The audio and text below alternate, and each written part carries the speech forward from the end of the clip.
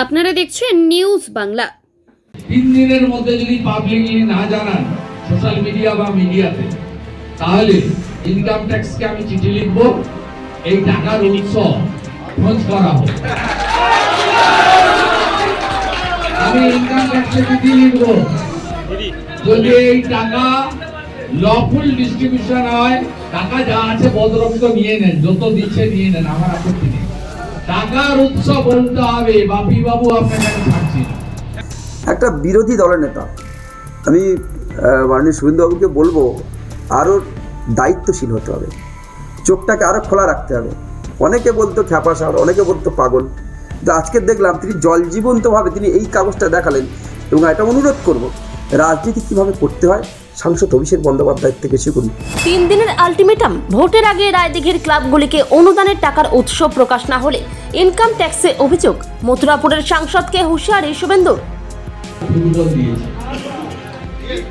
আমরা এই ছবিটা দেখাচ্ছি, আমি শুধু জানতে চাইছি টাকার উৎস কি। উনি বলেছেন এনজিও দিয়েছে, এনজিওর নাম জানতে চাই, আমি রেজিস্ট্রেশন নাম্বার জানতে চাই। 3 দিনের মধ্যে যদি পাবলিকলি না জানান সোশ্যাল মিডিয়া বা মিডিয়াতে, তাহলে ইনকাম ট্যাক্সকে আমি চিঠি লিখব, এই টাকার উৎস খোঁজ করা হোক।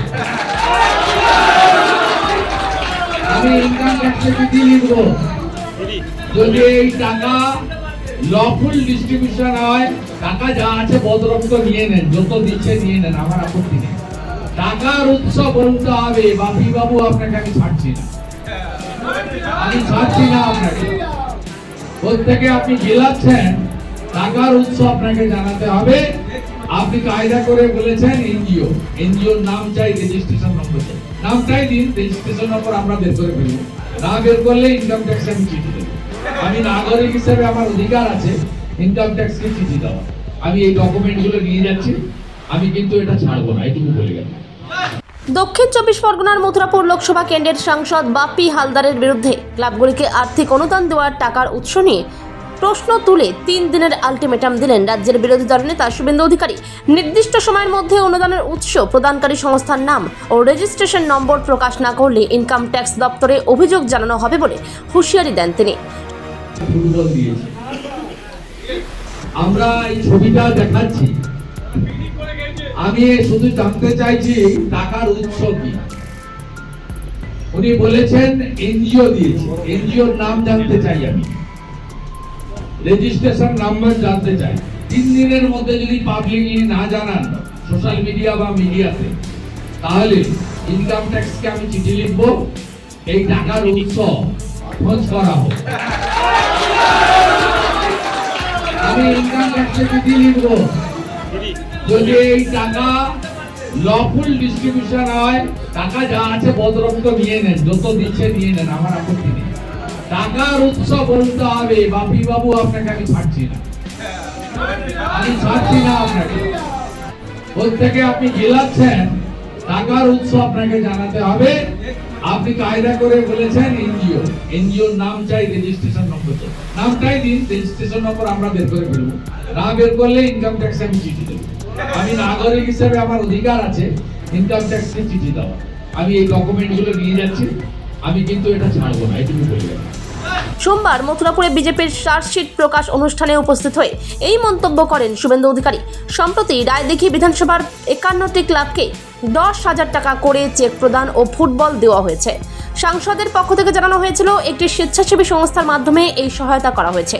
তবে ভোটের মুখে এতগুলি ক্লাবকে অনুদান কোন সংস্থা দিল এবং সেই অর্থের উৎস কি, তা নিয়েই প্রশ্ন তোলেন বিরোধী দল নেতা। অন্যদিকে সেই প্রশ্নের উত্তরে এবারে মথুরাপুর লোকসভা কেন্দ্রের সাংসদ বাপি হালদার জানান, শুভেন্দু অধিকারীকে অভিষেক বন্দ্যোপাধ্যায়ের থেকে রাজনীতি শিখতে হবে। এই বিষয় নিয়ে মথুরাপুর লোকসভা কেন্দ্রের সাংসদ জানায়, বিরোধী দল শুভেন্দু অধিকারী আরও বিচক্ষণ হওয়া প্রয়োজন। এই অনুষ্ঠানে কোনো আর্থিক অনুদান দেওয়া হয়নি, চেক প্রদান করা হয়েছিল। পাশাপাশি এই বিষয় নিয়ে শুভেন্দু অধিকারীকে পাল্টা কটাক্ষ করে কে জানালেন সাংসদ, শুনুন। দেখুন, ইনকাম ট্যাক্স, ইডি দপ্তর, সিবিআই দপ্তর, এখন আপনারা সবটা দেখছেন, এবং ভেরি রিসেন্ট নির্বাচন কমিশন, সবটাকে তারা দলদাসে পরিণত করার একটা চক্রান্ত তারা করছে, আপনারা সবাই জানেন। তিনি যেখানে খুশি যেতে পারেন। তিনি যে পেপার কাটিংটা দেখিয়েছে, আমি দেখলাম, আপনারা দেখালেন, এই যে পেপার কাটিং, সেখানে হেডলাইনটাতে সাংসদ বাপি হালদারের উদ্যোগে রায়দিঘি বিধানসভার মোট 51টি ক্লাবকে 10,000 টাকা করে চেক প্রদান।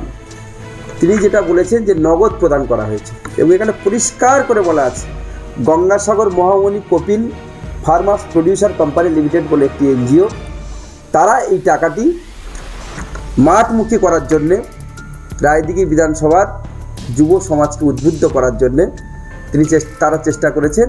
প্রত্যেকটি ক্লাবকে 2টি করে ফুটবল এবং 10,000 কোটি টাকার চেক দিয়েছে। সেই এনজিওকে আমরা ক্লাবগুলোকে, যে সংগঠনগুলো যারা আছে, আমাদের মাধ্যমে সহযোগিতা করেছি যে একসাথে করে, যাতে করে তারা এই কাজটা করতে পারে এবং আমাদের এলাকার যে সমস্ত ক্লাব সংগঠনগুলি আছে তারা এই উপকৃতটা হতে পারে। এরা প্রথমে জানেন 100 দিনের টাকা আটকেছে, বাংলার বাড়ি আটকেছে, 2 লক্ষ কোটি টাকা এখনো পর্যন্ত আটকে দিয়ে রেখেছেন। আর সর্বশেষ আজকে রায়দিঘি বিধানসভার বুকে এসে তিনি যেভাবে রায়দিঘির যুবকদেরকে অপমান করতে চাইলেন, অসম্মান করতে চাইলেন, তাদের যে উন্নতি সেটাকেও বাধা দিতে চেষ্টা করলেন একটা এনজিওর নামে। তিনি এনজিওকে বলতে গিয়ে সরাসরি আমাকে তিনি শ্রীখণ্ডিতে দাঁড় করালেন যে আমি টাকা দিয়েছি, আমার উচিত কথায়। একটা বিরোধী দলের নেতা, আমি মাননীয় শুভেন্দুবাবুকে বলবো আরও দায়িত্বশীল হতে হবে, চোখটাকে আরও খোলা রাখতে হবে।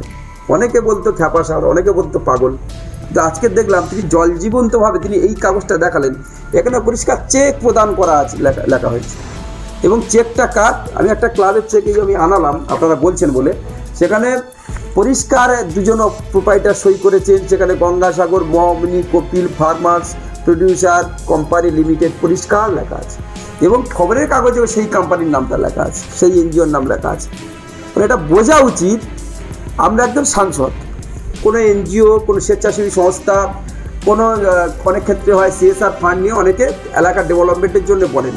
খুব স্বাভাবিকভাবে আমরা চাইব যে সরকারের সাথে সাথে যারা নন গভর্নমেন্ট অর্গানাইজেশন আছে তারাও কোনোভাবে মানুষের হেল্প করুক, তারাও সমাজসেবা কাজে নিজেদেরকে উদ্বুদ্ধ করে নিজেদেরকে জয়েন করাক, এবং তার ফলে সাধারণ মানুষ উপকৃত হোক, ক্লাব সংগঠন উপকৃত হোক, ফার্মার উপকৃত হোক, বিভিন্ন সংগঠনের মানুষ, মহিলার উপকৃত হোক। এটা সবসময়ের জন্য আমরা চাই, এবং সেটা হবে।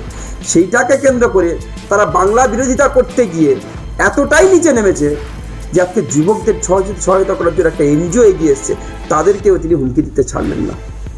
কঠোরভাবে নিন্দা জানাই, এবং এটা অনুরোধ করব, রাজনীতি কিভাবে করতে হয় সাংসদ অভিষেক বন্দ্যোপাধ্যায়ের থেকে শিখুন।